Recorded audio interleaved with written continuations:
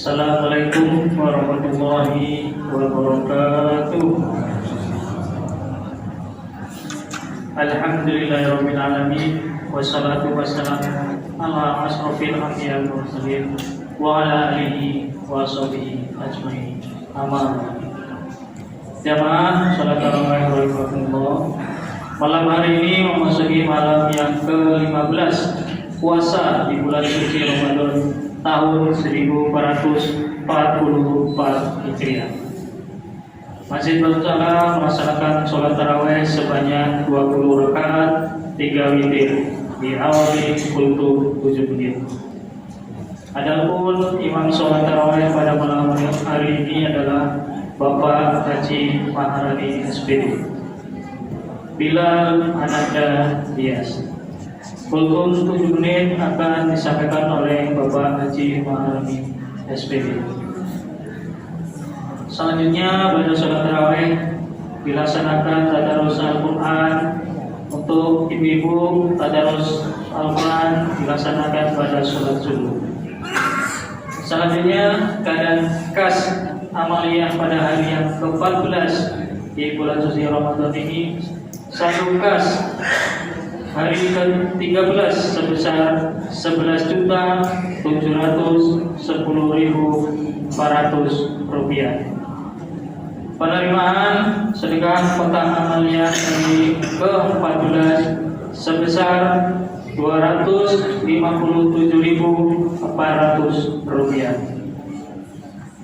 Pengeluaran kas amaliyah untuk panjar konsumsi pelaksanaan sahur bersama sebesar 9.200.000 rupiah, sehingga saldo kas pada hari ke-14 sebesar 2.767.800 rupiah.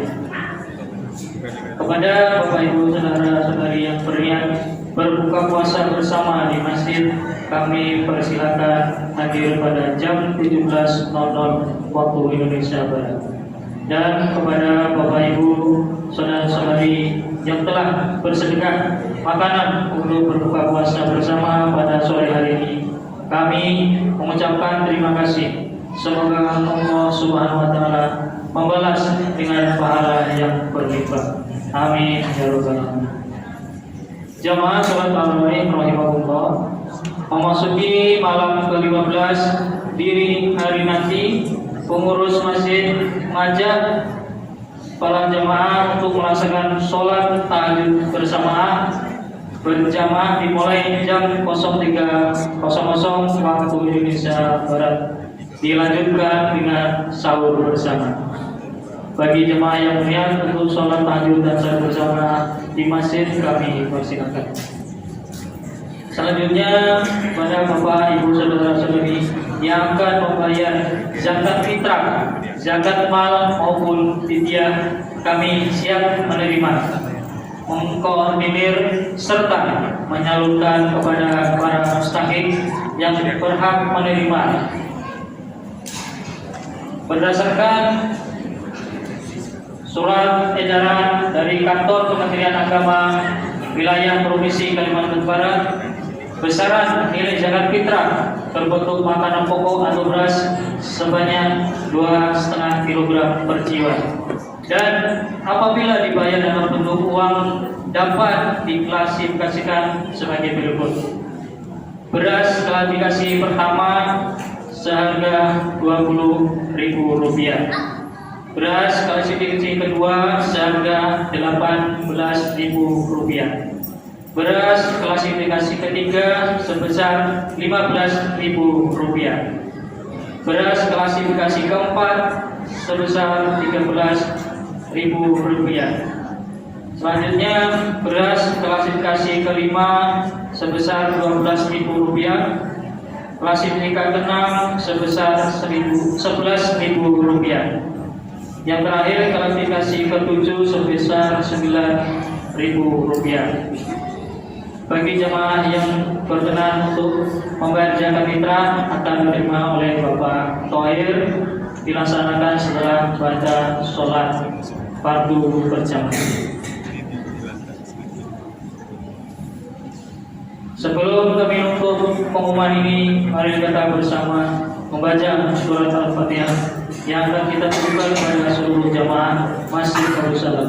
Semoga diberi kesehatan dan dimudahkan dalam menjalankan amaliyah di bulan suci Ramadan, semata-mata mengharap ridho Allah Subhanahu wa taala. Al-Fatihah. A'udzubillahi minasyaitonir rajim. Alhamdulillahirabbil alamin arrahmanir rahim maliki yaumiddin.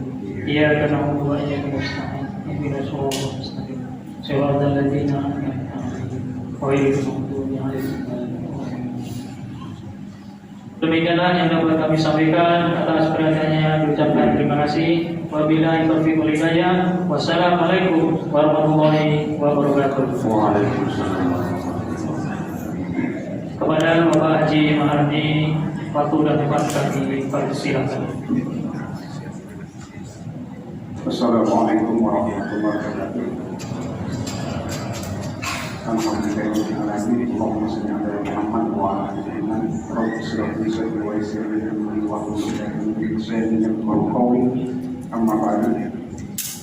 Pertama-tama, mari biasa kita panjatkan rasa syukur kita kepada Allah Subhanahu wa taala yang telah memberikan kita nikmat iman, nikmat sehat walafiat, sehingga kita dapat melaksanakan insya Allah ibadah Isya tarawih dan witir berjamaah di Masjid Darussalam yang insya Allah juga akan kepada Allah Subhanahu wa taala. Bapak Ibu jamaah sholat Isya tarawih yang kepada Allah Subhanahu wa taala, senantiasa kita mengingatkan untuk selalu bersyukur kepada Allah. Syukur itu bisa dilihat dari tiga aspek. Yang pertama adalah syukur dengan lisan, dengan mengucapkan banyak terima kasih kepada pemberi nikmat yaitu Allah Subhanahu wa taala, dengan mengagungkan nama Allah Subhanahu wa taala. Yang kedua adalah syukur dengan hati. Syukur dengan hati ini kita meyakini bahwa nikmat yang kita terima itu betul-betul berasal dari Allah Subhanahu wa taala. Dengan demikian akan semakin menambah keyakinan kita, akan semakin menambah semangat kita untuk beribadah kepada Allah Subhanahu wa taala. Kemudian yang ketiga adalah syukur dengan tubuh kita. Bagaimana kita menggunakan semua tubuh panca indera yang kita miliki ini sesuai dengan kehendak Allah Subhanahu wa taala. Tangan misalnya kita gunakan untuk menolong orang lain. Mata juga begitu, kita gunakan untuk melihat hal-hal yang baik. Telinga juga begitu, kita gunakan untuk mendengar firman-firman Allah Subhanahu wa taala dan sebagainya. Jamaah sholat Isya tarawih rahmat Allah Subhanahu wa taala. Berkenaan dengan itu, dalam kesempatan ini perkenankan kami ingin menyampaikan materi kultum singkat terkait dengan ada beberapa rezeki yang kadang-kadang tidak kita nilai, yang kadang-kadang kita abaikan dalam kehidupan kita. Rezeki itu diantaranya adalah pertama, kita dianugerahkan oleh Allah Subhanahu wa taala keluarga yang kita berbakti kepada kedua orang tua kita, kemudian kita juga mendidik anak kita, menafkahi anak kita dengan rezeki yang halal. Karena insya Allah dengan menafkahi keluarga kita itu akan bernilai sedekah, dan nilai sedekahnya insya Allah juga akan lebih besar daripada kita bersedekah kepada fakir miskin.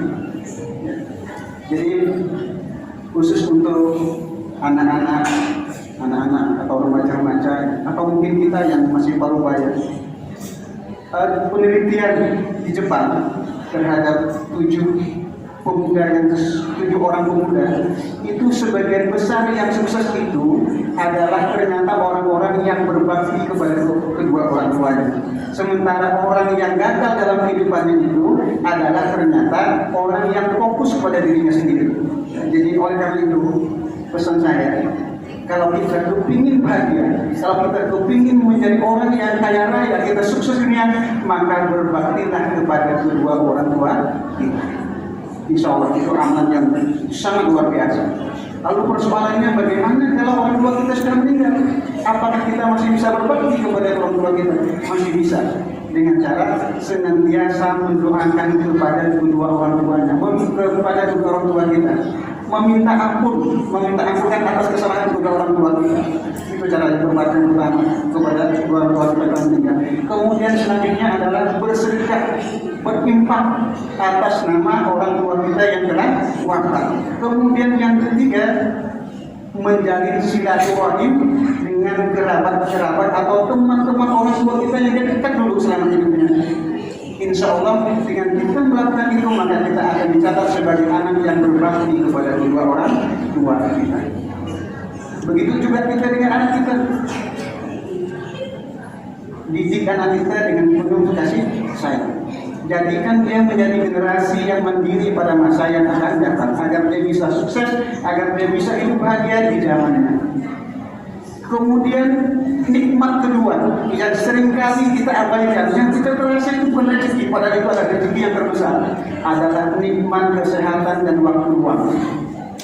Bapak Ibu jamaah sholat isya tarawih yang dirahmati Allah Subhanahu wa taala, ada cerita menarik dari Dahlan Iskan Pak. Jadi dulu itu dia pernah kena penyakit apa pembuluh darahnya pecah. Ya, mungkin ada yang sudah pernah baca gitu. Dia itu operasi ke Singapura, diganti dengan pembuluh darahnya itu berapa harinya 1 meter Pak? Cina ya? Harganya itu Pak 500 juta, ukuran 1,5 meter. Berarti kalau 1 meter itu harganya 1 miliar. Jadi kata dokter itu ditanya oleh Dahlan Iskan, berapa banyak pembuluh darah kita? Itu 200.000 kilometer. Jadi kalau 200.000 kilometer Pak dikalikan dengan 1 miliar, maka nilai pembuluh darah kita itu sama dengan 200 triliun. Itu pembuluh darah itu tidak oli. Apalagi dari Allah Subhanahu wa taala oli itu lebih besar nilainya. Maka kita harus banyak bersyukur. Jadi oleh karena itu ketika kita masih diberikan Allah kesehatan, diberikan Allah waktu luang, maka perbanyaklah kita untuk melakukan amal soleh, untuk berbuat kebaikan. Gunakan waktu kita yang sehat ini untuk melaksanakan sholat di masjid, untuk membaca Al-Quran, untuk mendatangi majelis taklim, atau untuk melakukan menolong orang lain. Karena nanti agar tidak ada penyesalan ketika kita sudah tidak sehat. Mumpung kita masih sehat Pak, ini saran dari orang-orang bijak, sering-seringlah katanya itu tengok-tengok orang yang sakit di rumah sakit. Kenapa? Karena dengan kita melihat orang sakit maka terasa, oh ternyata kita yang sakit ini mendapatkan nikmat yang luar biasa. Kemudian yang ketiga, rezeki besar yang sering kita lalaikan, yang sering kita tidak nilai adalah sahabat-sahabat yang soleh. Bapak Ibu, ternyata kita itu berteman dengan orang soleh itu akan merupakan anugerah yang luar biasa dari Allah Subhanahu wa taala.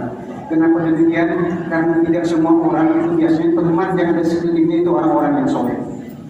Banyak di antara orang itu yang berteman dengan orang-orang koruptor, orang-orang yang pelaku maksiat. Dan untungnya Pak, kalau kita nanti salah satu keutamaan dari teman-teman yang soleh nanti Pak, di akhirat nanti dia bisa memberikan syafaat kepada kita. Ini kebetulan saya kutip ini dari perkataan Ibnu Al-Mubarak dalam kitabnya Al-Zuhud. Dia berkata, jadi nanti Pak, para ahli surga manakala mereka memasuki surga, akan tetapi mereka tidak mendapati teman dan sahabat mereka sewaktu di dunia, maka mereka bertanya kepada malaikat, wahai malaikat, kemana teman-teman kami dulu sewaktu di dunia? Malaikat menjawab, teman-teman kalian sedang berada di neraka. Maka para ahli surga memohon kepada Allah agar teman dan sahabat mereka dibebaskan, dimasukkan di dalam surga bersama mereka. Allah pun mengabulkan permohonan mereka serta memerintahkan, jemputlah teman dan sahabat kalian di neraka dan bawalah bersama kalian ke surga, meskipun hanya ada satu zarah iman di dalam hatinya. Luar biasa Pak. Jadi ternyata teman-teman kita, teman-teman yang soleh ini nanti bisa memberikan syafaat. Jadi ketika syafaat-syafaat yang diberikan oleh Nabi, syafaat-syafaat yang diberikan oleh orang-orang anak-anak yang soleh, maka yang terakhir adalah syafaat yang diberikan oleh sahabat-sahabat kita yang soleh. Kemudian yang terakhir, rezeki besar yang tidak kita rasakan, yang sering kita abaikan adalah ketika kita diberikan oleh Allah Subhanahu wa taala kemudahan untuk melaksanakan ibadah, menjalankan perintah Allah Subhanahu wa taala. Jadi tidak semua orang seperti kita. Jadi memang kita beruntung digerakkan oleh Allah Subhanahu wa taala untuk senantiasa melaksanakan ibadah, baik ibadah sunnah maupun ibadah wajib di masjid ini ya. Karena Bapak Ibu yang dirahmati Allah Subhanahu wa taala serta Rasulullah, barang siapa yang melanggengkan sholat berjamaah, ini diriwayatkan oleh Anas bin Malik radhiyallahu anhu. Barang siapa yang melanggengkan sholat berjamaah di masjid selama bulan Ramadan, maka akan dianugerahkan kepadanya sebesar kota seluruh nikmatnya setiap rakaat yang dilaksanakan. Dan barang siapa yang mendatangi majlis-majlis ilmu, majlis taklim ya, selama bulan Ramadan, maka setiap langkah kakinya akan dicatatkan seperti pahala ibadah sekali. Luar biasa Pak. Jadi demikian saya kira yang dapat saya sampaikan untuk singkat ini, semoga bermanfaat dan dapat kita amalkan. Wassalamualaikum warahmatullahi wabarakatuh. Sallu sunnatan tarawih raka'ataini jami'a rahimakumullah. Asyhadu an la ilaha illallah Muhammadan rasulullah sallallahu alaihi wasallam. Allahumma shalli ala Muhammad. Allahumma shalli ala sayyidina Muhammad. Allahumma shalli ala sayyidina wa maulana Muhammad. Allahumma shalli wa sallim wa barik alaihi.